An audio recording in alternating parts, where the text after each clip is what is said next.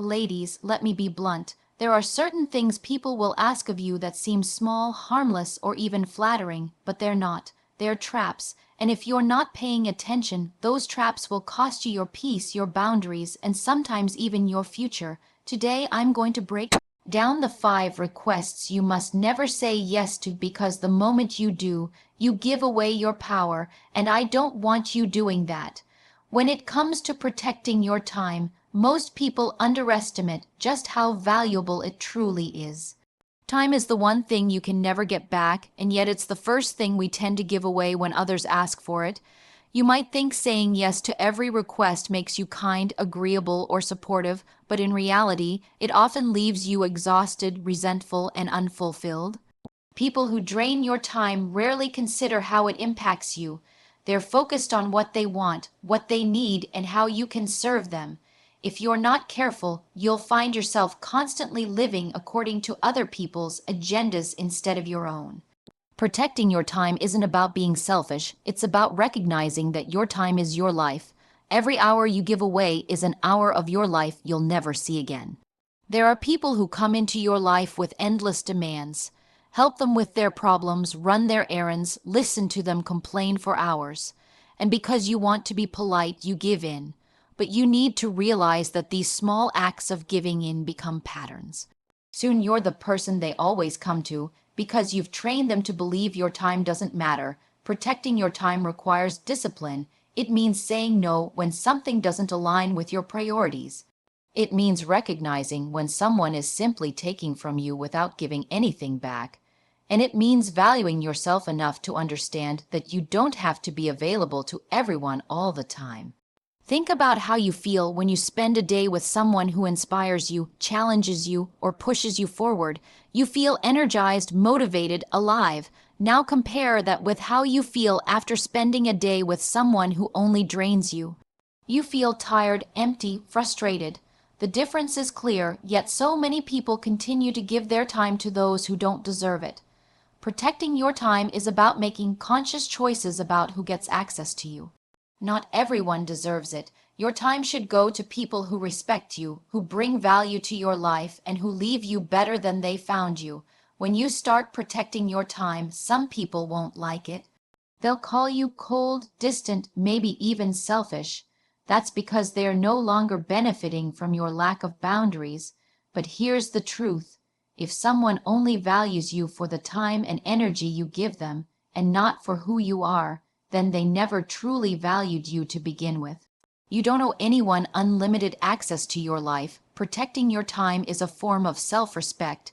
When you guard it carefully, you send a clear message to others: my life matters, my goals matter, and I refuse to let anyone waste them. You also need to hold yourself accountable. Be honest about how much time you waste on distractions, toxic relationships, and commitments that don't serve you. Sometimes it's not just others stealing your time, it's you giving it away without realizing it. The scrolling, the gossip, the unnecessary obligations all chip away at your most precious resource. Protecting your time requires clarity on what matters most and the courage to cut away everything that doesn't. If you want to live a life of purpose, you can't afford to let anyone, yourself included, steal that away. Never compromising your values just to keep someone else happy is one of the hardest lessons to live by, but it's also one of the most important. Too often, people give up pieces of themselves in exchange for acceptance, approval, or a temporary sense of peace. You might think that by bending your values you're avoiding conflict or strengthening the relationship, but what you're really doing is weakening yourself. Every time you silence your beliefs, minimize your needs, or agree to something that goes against your principles, you create a little crack inside your own foundation. Over time, those cracks grow, and eventually you no longer recognize who you are. It starts small. You let someone talk to you in a way that feels disrespectful, but you brush it off because you don't want to make a scene. You agree to something you know isn't right because you don't want to disappoint them. You tolerate behavior that goes against what you stand for because you're afraid of losing the relationship. These seem like small sacrifices, but they come at a cost, and that cost is your integrity. When you compromise your values, you're teaching people how to treat you. You're signaling that you'll bend, that you'll fold, that you'll sacrifice your identity to keep them comfortable. Once you do it, it becomes easier to do again, and soon you're living someone else's version of your life, not your own. People who truly respect you will never ask you to compromise your values. They will never demand that you betray your own character in order to keep them happy. If someone pressures you to go against what you believe in, that's a red flag. It's not about love, it's about control, and the more you give in, the more control you hand over. Holding firm to your values might mean walking away from situations, opportunities, or even people that you care about, but you have to ask yourself, what's more important, temporary approval or your long-term self-respect? Because once you lose your self-respect, it's hard to get it back. When you stand by your values, you may not always be liked, but you will always be respected. People may disagree with you, they may get angry, they may even leave, but at the end of the day, you'll know you stayed true to yourself. That's a kind of peace no amount of external validation can buy. The truth is, the world doesn't need more people who bend and break just to keep the peace. It needs people who stand tall in their convictions and lead by example. By living authentically, you not only protect yourself, you inspire others to do the same. Sometimes the pressure to compromise comes from fear, fear of being alone, fear of losing a job, fear of being rejected. But fear is never a good reason to betray yourself. The people and opportunities that require you to abandon your values aren't meant for you. When you let them go, you create space for the right ones to find you, the ones that align with who you truly are. That's how you build relationships based on authenticity and trust, not manipulation and pretense. Every time you say no to compromising your values, you're saying yes to your worth. You're telling the world that your principles are not negotiable, that your identity is not for sale. It takes courage to do this, but courage is what builds character, and character is what determines the quality of your life. Guarding your personal information is one of the most overlooked ways to protect yourself, yet it's also one of the most powerful. In today's world, people share too much, too soon, and with the wrong individuals. It might feel harmless to open up about your struggles, your goals, or even your past, but once you put that information into someone else's hands, you lose control of it. Some will respect your privacy, but others will use what you share as leverage, turning your vulnerabilities into weapons against you. That's why silence is power. The less people know about you, the less they can use against you. When you meet someone new, it can be tempting to build connection by revealing personal details. You want to be open, you want to seem trustworthy, and you want to feel understood. But too much openness too quickly is not a sign of strength. It's a sign of weakness. The strongest people in the room are rarely the ones talking the most. They are the ones who listen carefully, observe quietly, and reveal only what they choose to reveal. Guarding your personal information doesn't mean shutting people out completely, but it does mean being intentional about what you share and with whom. There are people who thrive on gathering information. They'll ask you seemingly innocent questions, pretending to care, but what they really want is data they can use later. They want to know your weaknesses, your insecurities, your financial situation, or your relationship troubles. Why? Because information is power. The more they know about you, the easier it becomes to manipulate, guilt, or control you. If you've ever had someone throw your own words back at you in an argument, or spread your secrets to others, you know exactly how damaging misplaced trust can be. By guarding your personal information, you prevent others from having that kind of power over you. Silence doesn't just protect you from manipulation, it also commands respect. People respect those who don't overshare. When you're selective about what you reveal, you create an aura of strength and mystery. Others are left wondering what you're thinking, what you're planning, and what you stand for, instead of dissecting the details of your private life.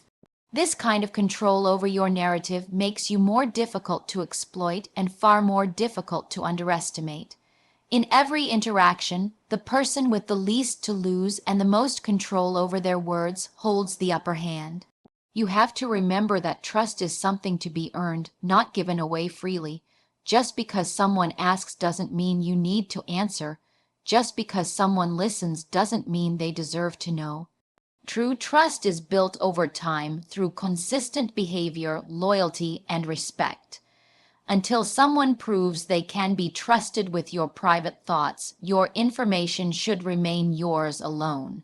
Guarding your personal information is an act of self-preservation, but it's also an act of self-respect. You value yourself enough to know that not everyone is entitled to access the deepest parts of your life. In a culture that encourages oversharing, privacy is becoming rare. Social media makes it easy to broadcast every detail of your life, but that habit carries risks. The more you share publicly, the more vulnerable you become to judgment, envy, and exploitation. People don't need to know where you are, what you're doing, or what you're planning at all times. Keep people guessing. Maintain a level of separation between your personal world and the outside world.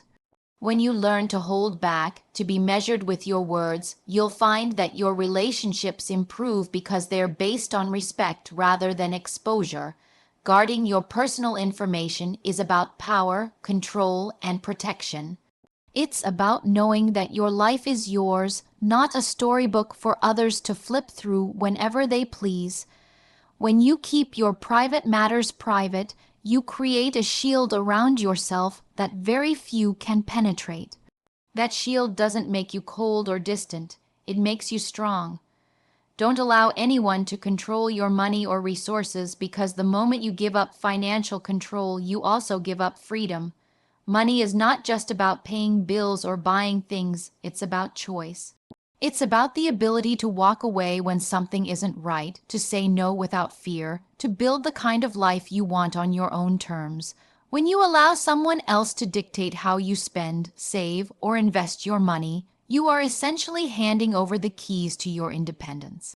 That's dangerous because financial dependence often leads to emotional dependence, and once someone has both, they have complete control over your life. Too many people fall into the trap of letting others manage their money because it seems easier or more convenient. Maybe it's a partner who insists they'll handle all the finances, or a friend who convinces you to invest in their idea, or even family who pressures you into giving more than you can afford. At first, it may not seem like a big deal, but little by little, you start to lose control. You're no longer making decisions for yourself. You're waiting for someone else to decide what you can and cannot do. That lack of control might feel small in the beginning, but it can grow into something that affects every part of your life. Financial control is often tied to power dynamics in relationships. If someone else is paying for everything, they might feel entitled to dictate how you live. They may use money as leverage, reminding you of what they've done for you, or threatening to take it away if you don't comply with their demands. This creates a toxic cycle where you feel trapped, unable to make choices freely because you're financially dependent on them. The truth is, money and love should never be tied together as tools of control. Real relationships are built on respect and partnership, not manipulation. Even outside of personal relationships, financial control plays a massive role in how much freedom you have. Employers, institutions, or so-called friends who pressure you into financial decisions don't always have your best interest at heart. If you don't learn to manage your resources wisely, you'll always be vulnerable to exploitation. Guarding your money is just as important as guarding your emotions, because both are deeply connected to your sense of autonomy. Every time you allow someone else to make decisions for you financially, you chip away at your ability to live life on your terms. Taking ownership of your money doesn't mean you have to be wealthy or have everything figured out. It means being intentional, informed, and disciplined with what you have. It means creating savings for emergencies so no one can trap you by threatening to leave you with nothing. It means setting boundaries on lending money, especially to those who continually ask but never give back. It means making financial decisions based on your goals, not based on guilt or pressure from someone else. Your money is your responsibility, and with that responsibility comes the power to protect your independence. When you control your resources, you control your options. You can walk away from toxic relationships. You can say no to jobs that undervalue you.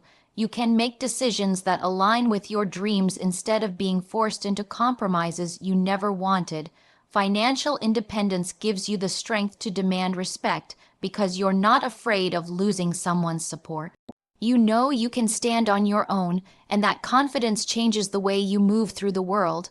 No matter how much you love or trust someone, never give them complete control over your finances. Trust is important, but blind trust when it comes to money can destroy even the strongest relationships. Balance, transparency, and accountability are necessary, but so is maintaining your own independence. Money may not buy happiness, but it does buy freedom, and without freedom, happiness is impossible. Setting boundaries is one of the clearest ways to show the world how much you value yourself. Without boundaries, people will take as much as you allow them to, not necessarily because they are cruel, but because human nature gravitates toward what is easy and available. If you don't decide where the line is drawn, others will decide for you, and the truth is, most of them won't stop until you're drained of energy, patience, and respect. Boundaries are not walls to push people away. They are guardrails that protect your peace and make sure that those who enter your life treat you with the dignity you deserve. The problem is, many people are afraid to set boundaries because they don't want to seem cold, unkind, or difficult. They fear rejection or backlash, so they say yes when they want to say no. They tolerate behavior that hurts them, and they keep giving even when they have nothing left to give. What happens then is a cycle of resentment. You feel unappreciated, you feel exhausted, and worst of all, you start to lose respect for yourself because deep down you know you've allowed people to cross lines that should have been protected. That's why boundaries aren't just about keeping others in check. They are about keeping yourself aligned with your values and your worth. When you set boundaries, you're teaching people how to treat you. If you allow constant disrespect, lateness, or disregard for your feelings, that becomes the standard. But the moment you enforce a boundary, the moment you say, "This is not acceptable," you change the dynamic. Some people will adjust because those who truly care about you will respect your limits. Others will push back, criticize you, or even walk away. That can be painful, but it's also revealing. Boundaries expose who is in your life for genuine connection and who is only there for convenience. Boundaries are also essential for maintaining balance in every part of your life: work, family, friendships, and romantic relationships. At work, if you never say no to extra tasks, people will assume you can handle endless demands, and soon you'll be buried under responsibilities that aren't yours. In family dynamics, if you allow guilt or tradition to dictate your choices, you may find yourself living a life that doesn't even feel like your own. In friendships, if you're always the one giving, listening, and showing up, but never receiving the same in return, the relationship becomes one-sided. And in love, if you don't set boundaries early on, you risk losing your individuality by constantly bending to keep the other person happy. It takes courage to set boundaries because it means being willing to disappoint people. But disappointment is temporary. Self-betrayal lasts much longer. Every time you compromise your boundaries to keep someone else comfortable, you're sending a message that their comfort is more important than your well-being.